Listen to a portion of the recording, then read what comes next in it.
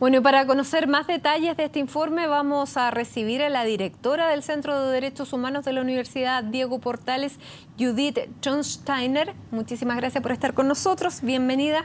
Muchas gracias por la invitación. Bueno, este informe es un informe bastante completo que aborda no solamente temas laborales, sino que aborda una infinidad de temas en materia de derechos humanos relativos también a los procesos judiciales de derechos humanos, como los conocemos nosotros, respecto a detenidos desaparecidos, pero también aborda otras materias que tal vez no siempre se relacionan a los derechos humanos, pero que forman parte propiamente tal de ellos, como son, por ejemplo, y lo que queríamos conversar contigo en este momento es la situación de las cárceles y lo que está ocurriendo en la Araucanía.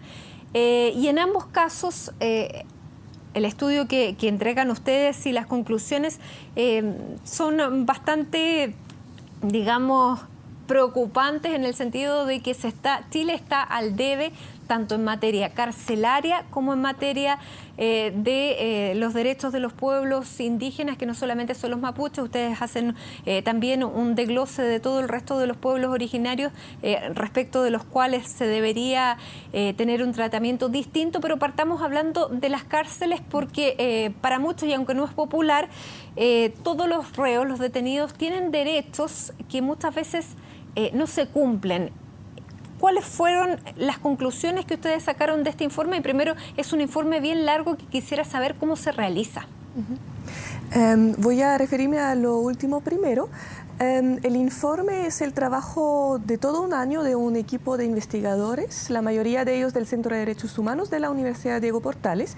Son investigaciones puntuales, no es un informe que cubre todos los derechos humanos en Chile, sino trata de profundizar, levantar temas y enfocar en asuntos que consideramos especialmente problemáticos en temas de derechos humanos. Y ahí, por ejemplo, en el ámbito penitenciario este año es un estudio de la Unidad de Derechos Humanos de Gendarmería que se da a conocer una encuesta a los reos, a las personas detenidas, que ha sido realizado por Olga Espinosa, Guillermo Sanuesa y Fernando Martínez, y ellos destacan las percepciones sobre derechos humanos de las mismas personas detenidas, especialmente en relación a las condiciones carcelarias como salud, acceso a medidas de reinserción, pero también, y eso me parece importante destacar,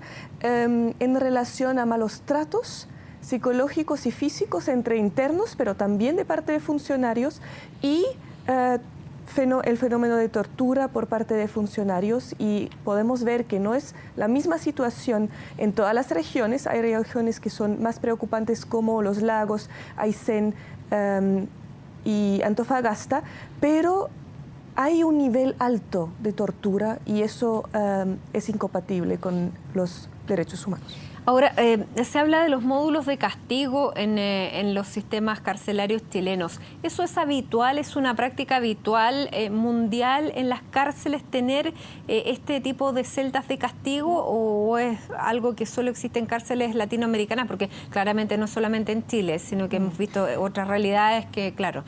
¿Puedo referirme a sí, Chile? por supuesto. Hasta el año pasado fue una práctica muy común usar la celda de castigo. Está prohibida por parte del derecho internacional usar la celda de castigo como una medida disciplinaria. Y había una mejora considerable el año pasado, pero parece que a partir de marzo, abril de este año, se volvieron a usar en ciertas dependencias, en ciertas cárceles. ¿Y eso depende solamente de Gendarmería que se utilicen? Gendarmería emitió un circular,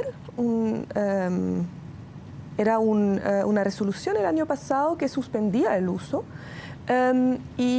pero parece que efectivamente en la práctica hemos escuchado que no sería estricta la aplicación de esa resolución. ¿Y eso puede ser entonces materia de una denuncia por parte de los reos que están sufriendo estos apremios? Debería ser efectivamente debería existir la posibilidad de denunciar. Sí.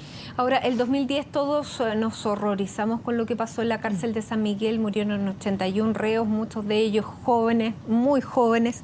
Sin embargo, este informe da cuenta de que el hacinamiento es una de los problemas más graves, sigue siendo uno de los problemas más graves. ¿Cómo se ve los problemas, o sea, digamos, las salidas a esto? ¿Qué pasa con las cárceles concesionadas? Muchas veces dicen que este mismo estudio que son mejores a las cárceles que son creadas por el mismo Estado.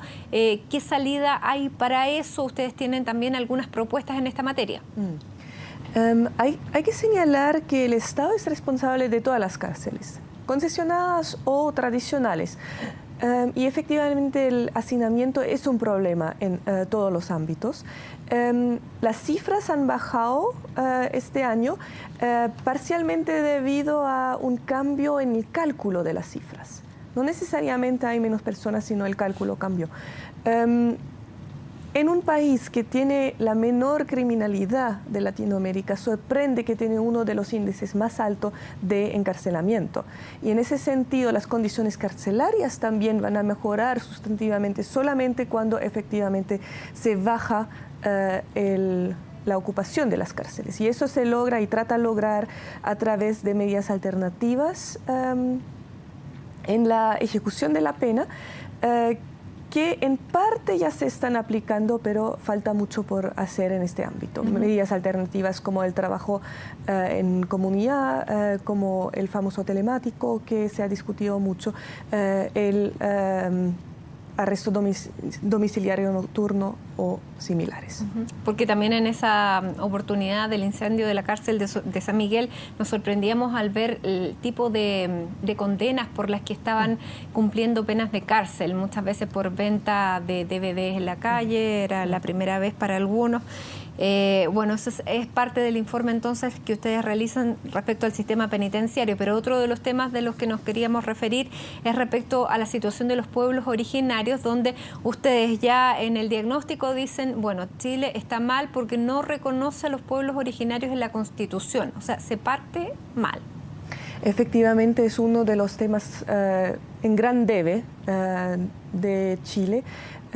Falta de reconocimiento. Nosotros en este informe analizamos dos temas, el tema de consulta libre previa informada de parte del Estado, también las relaciones de empresas y comunidades en materia de inversiones mineras en territorios indígenas y, por otro lado, la política de entrega de tierras, especialmente en el sur de Chile, y analizamos el programa, las deficiencias del programa, especialmente temas de especulación de precios, reubicación de comunidades y la falta de un mecanismo como la expropiación por interés público que permitiría al Estado manejar todo ese tema con mayor consistencia. Uno de los temas que ustedes dicen es que no solamente se trata de devolver tierras, sino que devolver las tierras ancestrales que les pertenecieron a esas comunidades. Y paralelamente es el tema de la lentitud. ¿Cómo se pueden, digamos, resolver esos dos problemas? Porque, claro, devolver a lo mejor a una comunidad su territorio ancestral original no va a ser tan rápido como entregarle otro tipo de tierras o una compensación, porque también se está hablando de entregar dinero como compensación en vez de tierras. ¿Cuál es la recomendación que hacen ustedes? La recomendación nuestra es que efectivamente la base, según el derecho internacional, de la restitución de tierras que debe ser el territorio ancestral, que para eso hay que hacer un catastro, un levantamiento de las demandas y... Pero en eso ya se viene trabajando desde el año 91. Sí, pero hay un atraso y hay también una falta de tomar en cuenta efectivamente información que se tiene, como por ejemplo el informe de la Comisión de Verdad Histórica y Trato para los Pueblos Indígenas. Entonces, existe información, pero falta implementar, falta un presupuesto que permita efectivamente ejecutar la asignación de los territorios. Pero tal vez nunca habíamos tenido una autoridad que estuviera tan empoderada como el intendente de la Araucanía, Francisco Buenchumilla, que ha llevado este tema a que sea un tema de relevancia nacional, no solamente un tema de crónica por el tema de los incendios en las zonas de la Araucanía. ¿Es esa tal vez uno de los puntos que ustedes podrían valorar como una salida más rápida para estas demandas en el tema de la Araucanía como tema indígena? Porque hay muchos otros pueblos originarios de los que no hemos hablado. Claramente el tema está en la agenda hoy día, está en la agenda con una multitud de propuestas. Varias de esas propuestas claramente no están en concordancia con el derecho internacional y los derechos de los pueblos indígenas.